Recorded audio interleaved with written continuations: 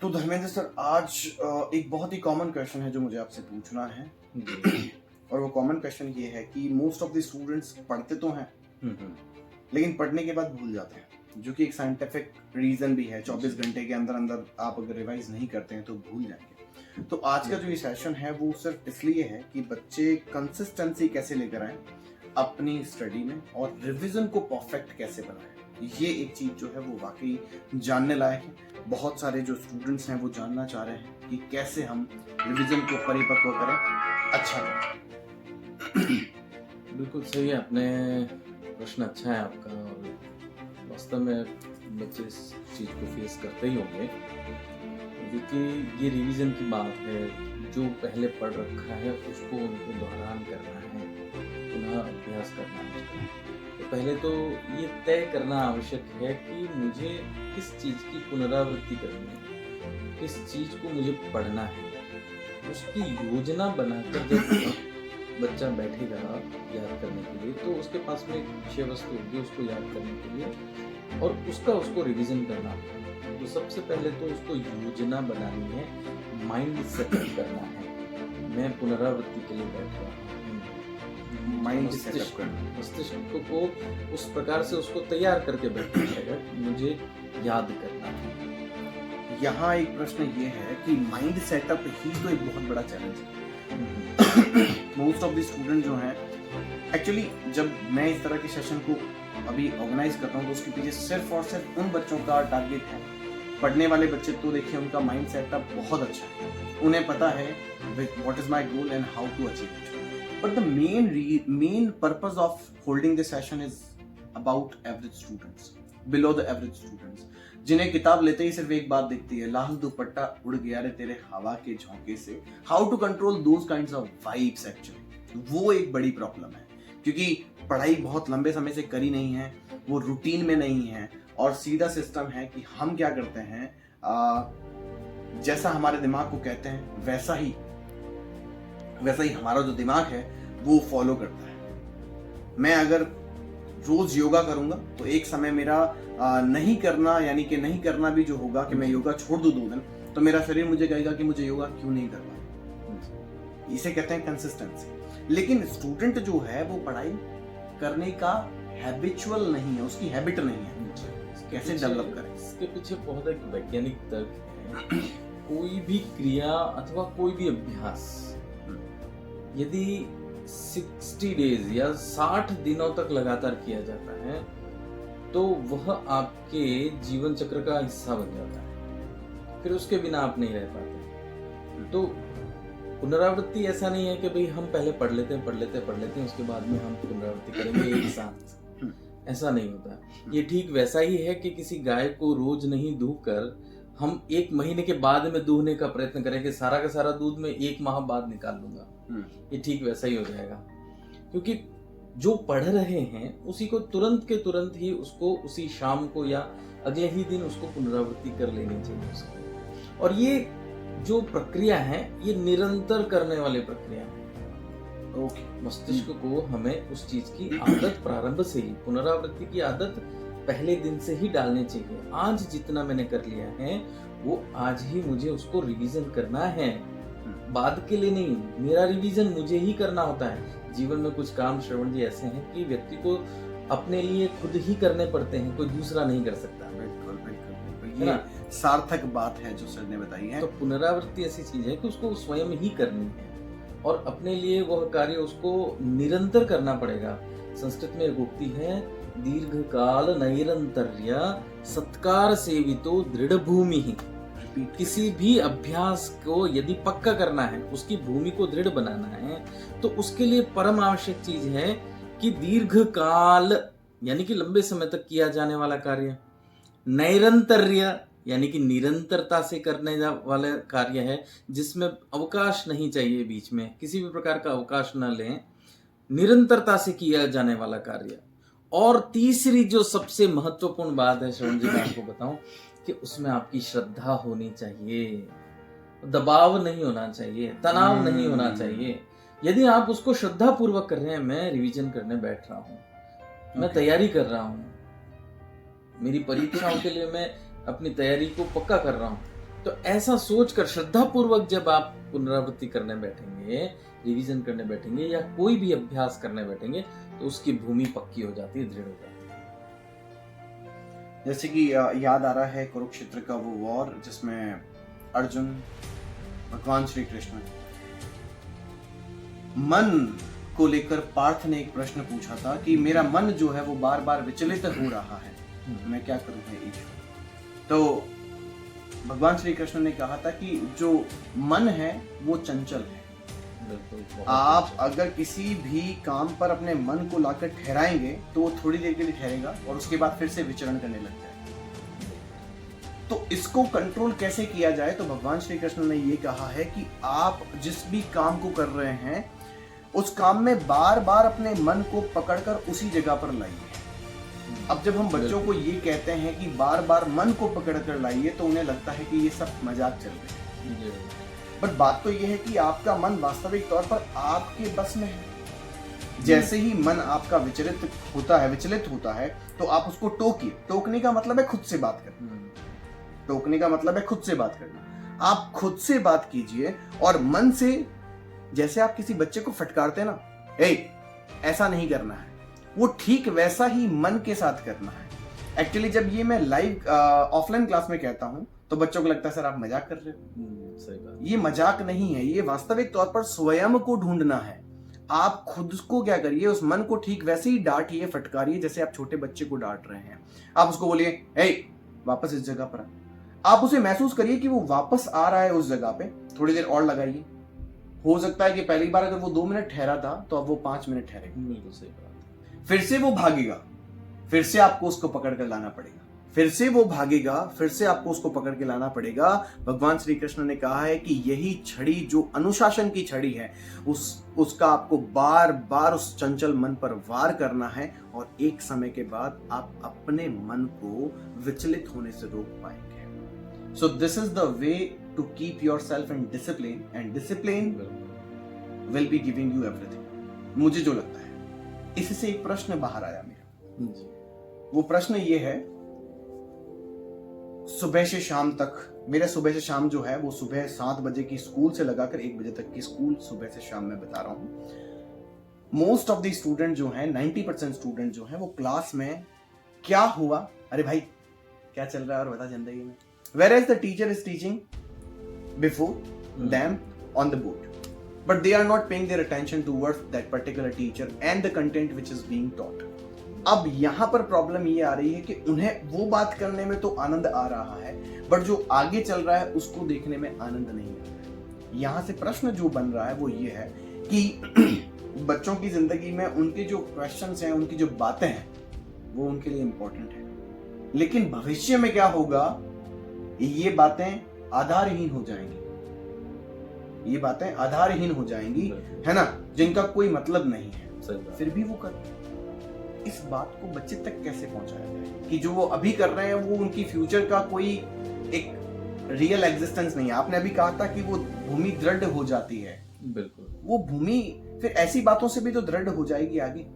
हाँ, जैसे वृत्ति में, जैसे परिस्थितियों में, जैसे आवरण के साथ में या जैसे वातावरण के साथ में बच्चा रहता है, उसके मन पर, उसकी बुद्धि पर वैसा ही प्रभाव पड़ना शुरू हो जाता है। तो जब वो कक्षा में है तो बच्चों को ये स्मरण करवाना चाहिए हम यहाँ क्यों हैं। तो क्लास पहले प्रारंभ करने से पहले शिक्षक को चाहिए कि वो एक बार उनको उस वास्तविकता का ज्ञान करवाए कि आप कक्षा में हैं और उनका पूरा का पूरा ध्यान अपनी तरफ खींच कर लेकर आए। और जैसा कि आपने आनंद का विषय बताया कि जब उसको पढ़ने में आनंद आना शुरू हो जाएगा तो वो स्वतः ही उसका ध्यान आपकी तरफ रहेगा, बोर्ड की तरफ रहेगा, अथवा जो आप पढ़ा रहे हैं उसको वो ध्यान पूर्वक सुन पाएगा। तो सबसे पहली बात है इंटरेस्ट क्रिएट करना। बच्चों को भी चाहिए कि वे अपना जो इंटरेस्ट है या उनका जो स्वभाव है उसको वे उस तरफ खींच कर लेकर आए, क्योंकि ये सभी जानते हैं, इतना मूर्ख कोई नहीं है कि वो अपने जीवन में उसके लिए क्या सार्थक है क्या निरर्थक है वो नहीं जान पाए। ऐसा कोई भी नहीं होता कि शर्ट पर बनियान पहन कर आता हो, है ना, इतने बुद्धिमान हम सभी हैं। तो उस बुद्धि में जो सबसे ऊपर की तत्व होता है विवेक, उसको बच्चों को समझाना चाहिए और उनको समझना चाहिए। तो जैसे आपने गीता का एक बहुत अच्छा उदाहरण दिया, तो ये गीता सारी चीजें ये सब बातें बताती है कि व्यक्ति को वास्तव में किस तरफ बढ़ना चाहिए, उसको कर्मशील होना चाहिए, उसके सामने जो चीज है वर्तमान में जीते हुए उसको वह करना चाहिए जो उसके लिए सबसे ज्यादा लाभकारी है। तो जब ये बात उनके हृदय तक उतर जाएगी तो वो फिर वही कार्य करेगा जो उसके माता पिता चाहते हैं, जो उसके लिए सबसे ज्यादा श्रेयस्कर हैं। बातें तो बाद में भी की जा सकती हैं, कक्षा के पश्चात भी बातें हो जाएंगी, लेकिन कक्षा में जो एसेंस है, कक्षा का जो मूल तत्व है, उसको लेना उस समय ज्यादा आवश्यक है। तो ये बातें बहुत महत्वपूर्ण हैं। बच्चों को पहले क्लास स्टार्ट करने से पहले उनको जरा सा 5 मिनट का मेडिटेशन करवाया जा सकता है, ओमकार की ध्वनि करवाई जा सकती है, ताकि वे सारे विषयों को छोड़कर एक बार क्लास में उपस्थित हो जाए। ठीक है, तो ये कुछ बातें हैं जो आपको ध्यान रखनी है। सर ने बहुत ही गहनता से बताई हैं।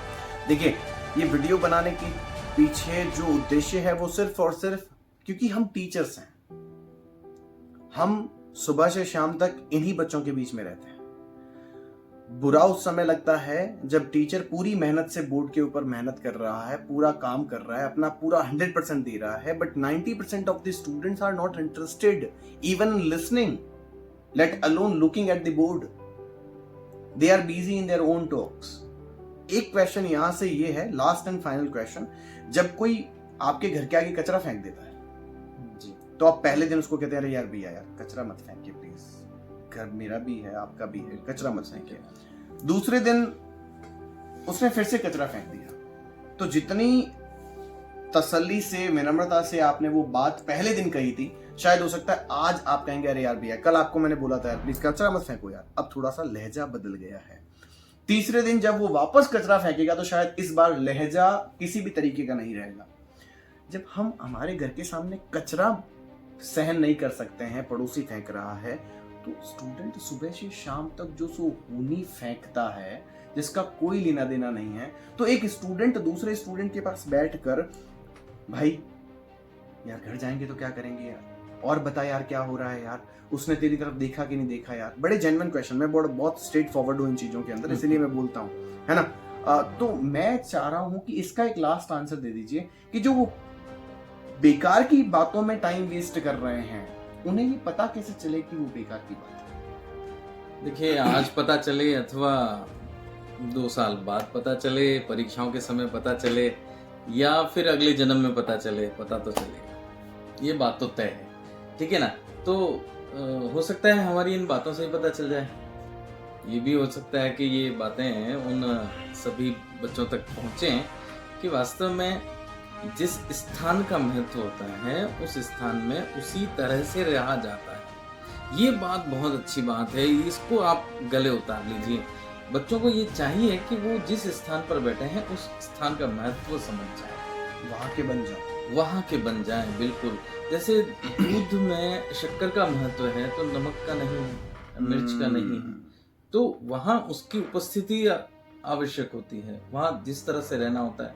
शोक सभा में हम डांस नहीं कर सकते हैं, वहां जाते हैं तो वहां बैठकर हम प्रार्थना करते हैं इत्यादि, हम सब कुछ वहां पर उस आत्मा की शांति के लिए प्रयत्न करते हैं। तो उसी प्रकार से जब हम वहां पर किसी ऐसे स्थान पर जा रहे हैं, बहुत ज्यादा शोरगुल है, जहाँ डांस हो रहा है, एंजॉयमेंट है, उत्साह है, उमंग है, वहां जाकर हम मेडिटेशन नहीं करेंगे, वो भी बिल्कुल से विपरीत लगेगा। तो हम कक्षा में हैं तो कक्षा का पूरा आनंद निचोड़ हमें चाहिए। अब हम ये भी नहीं चाहते हैं कि हम एक ऐसा फल लेकर आए जिसमें से हमें जूस निकाल कर पीना है, ठीक है। और मान लो वही बच्चा एक वो फल लेकर आता है जिसमें से जूस निकाल कर उसको पीना है, लेकिन जब वो उसको निचोड़ता है, स्क्वीज करता है, तो उसमें से पर्याप्त मात्रा में जूस नहीं निकल पाता, तो वह क्या सोचेगा, अरे ये तो खराब है फल, है ना। तो हम कक्षा में बैठे हैं और कक्षा की पूरी बातों का आनंद बिना लिए हम घर पहुंच जाएंगे, तो सोचिए कि माता पिता ने कितना उसके लिए प्रयत्न किया होगा, आपको कक्षा तक भेजने का कितना प्रयत्न करते हैं वो, प्रातः काल से सायंकाल तक और अपना पूरा जीवन लगा रहे हैं आपको कक्षा में भेजने के लिए। और वह जीवन उनको स्मरण करवाना चाहिए कि देखिए हमारे माता पिता के प्रयत्नों के कारण से मैं यहाँ बैठा हूँ। हो सकता था मैं किसी कारखाने में काम कर रहा होता या किसी मजदूर की तरह मैं कहीं पर मजदूरी कर रहा होता, लेकिन कक्षा में बैठा हूँ, एक बहुत अच्छी जीवन जी रहा हूँ। मेरे माता पिता ने मुझे स्वाध्याय करने के लिए भेजा है, अध्ययन करने के लिए भेजा है, तो वह सोचते हुए उसको वहाँ पूरे मनोयोग से पूरा निचोड़ ग्रहण करके घर जाना चाहिए। ऐसा नहीं है कि 45 रुपए किलो शक्कर है, आपने 45 रुपए दिए, दुकानदार ने आधा किलो शक्कर दे दी और आप बड़े प्रसन्न मन से घर लौट आए कि वाह क्या बात है, ये बात ठीक है ना। तो ऐसा तो नहीं करते ना हम। तो फिर विद्या मंदिर में या स्कूल में या कक्षा में भी आपने शुल्क दिया है। और किस बात के लिए शुल्क दे रहे हैं आप शुल्क दे रहे हैं पूर्ण तरह से तैयार होने के लिए।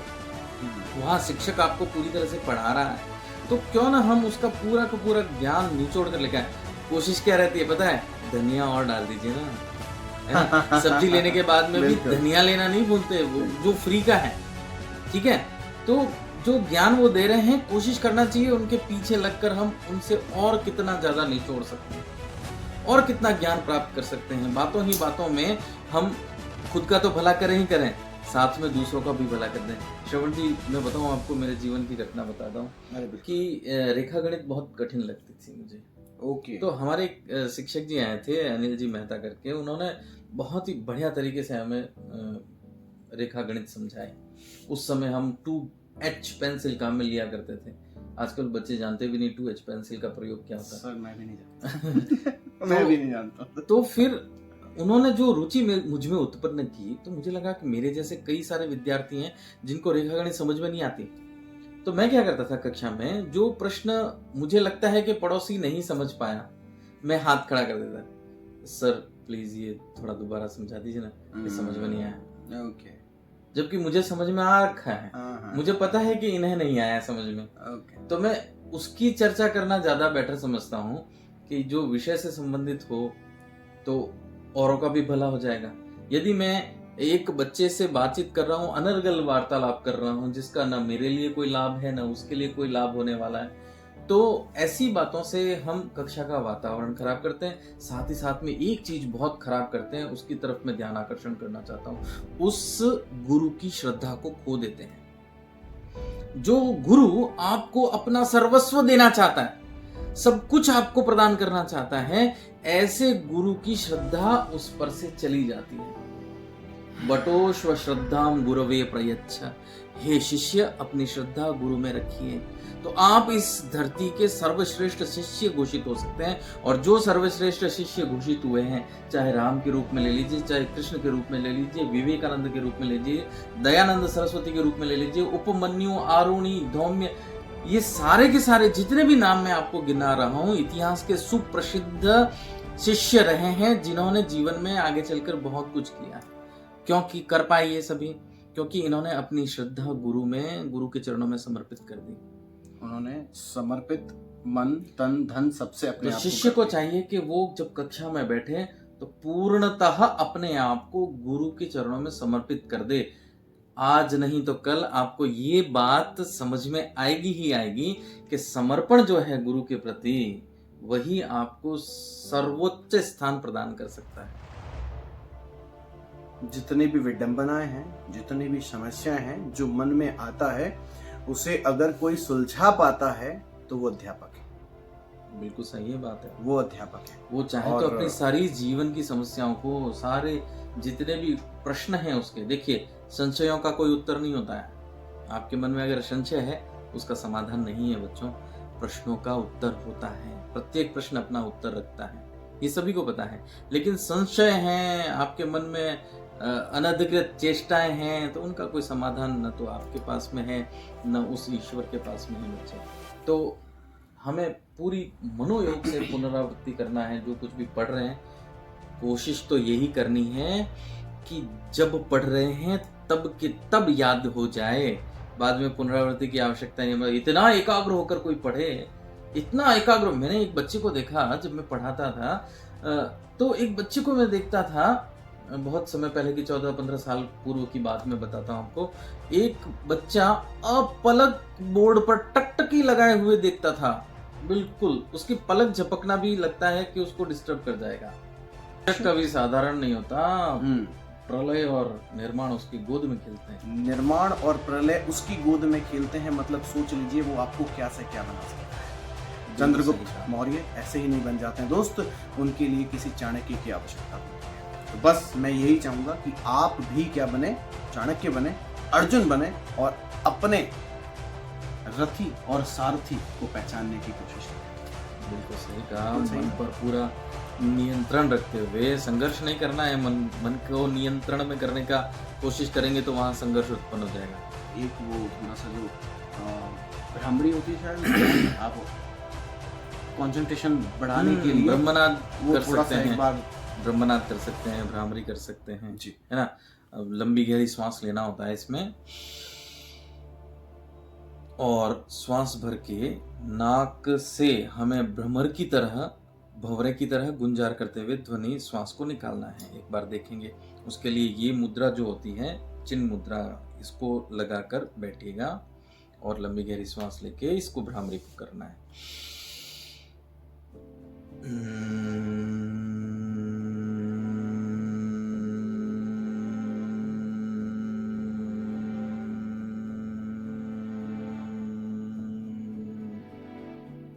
इस प्रकार से भ्रामरी प्राणायाम किया जाता है। इसको 10 से 15 मिनट कीजिए तो आपके मस्तिष्क की जो शक्तियां होती हैं वो जागृत होती हैं। सबसे ज्यादा एक्सरसाइज इसी को मिलेगा, वाइब्रेशन भी इसी को मिलेगा। वाइब्रेशन से ये आप खुद अनुभव कर सकते हैं। तो मुझे लगता है कि आज का जो ये वीडियो है थोड़ा लेंदी है, बट जो भी पॉइंट्स बताए गए हैं वो काबिल तारीफ है, ध्यान देने लायक है। और मुझे उम्मीद है इस वीडियो के कमेंट सेक्शन में आप बताएंगे इसको पूरा देखकर कि कितनी कारगर चीजें जो है हमने यहाँ डिस्कस की है, और आपके कमेंट का इंतजार रहेगा। अगला वीडियो किस पर हो ये भी आप जरूर बताएं।